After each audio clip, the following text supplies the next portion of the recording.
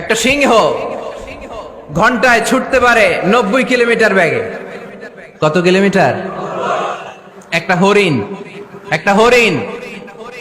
হরিণ ঘন্টায় ছুটতে পারে 100 কিলোমিটার বেগে। তাহলে কে জোরে ছুটে?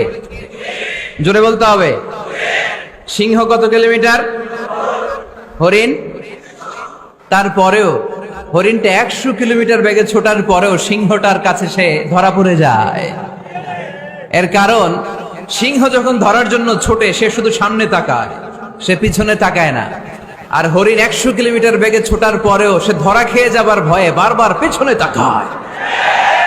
আর পিছনে তাকার কারণে ওর গতিটা স্লো হয়ে যায় আর সিংহের হাতে বধ হয়ে যায়। পিছনে তাকাবার সময় আমাদের নাই, চিল্লায় বলো ঠিক কিনা?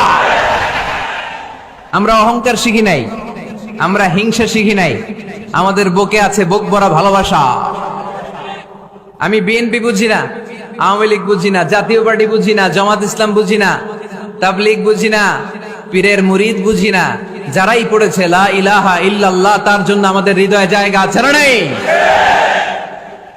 মুসলমান কেন, হিন্দুদের জন্য আমাদের বুকে জায়গা আছে না নাই? হিন্দু ভাই যদি বলে আমি পড়বো আশহাদু আল্লা ইলাহা ইল্লাল্লাহ ওয়া আশহাদু আন্না মুহাম্মাদ রাসূলুল্লাহ, তার জন্য আমাদের দরজা খোলা আছে না নাই? This is the beauty of Islam. এটা ইসলামের সৌন্দর্য, এটা অনেকে বুঝতে চায় না। আল্লাহ আমাদেরকে সহি সমঝ দান করুক, আমরা পড়ি আমিন। হিংসা, বিদ্বেষ, অন্যের পিছু লেগে থাকা, গীবত করা, অন্যকে গালিগালাজ করা, অন্যকে কাফের মুশরিক বলে ফতুয়া দিয়ে এই পবিত্র মঞ্চগুলোকে নষ্ট হওয়া থেকে যেন আমরা বিরত থাকতে পারি। আওয়াজ করে পড়তে হবে আমিন।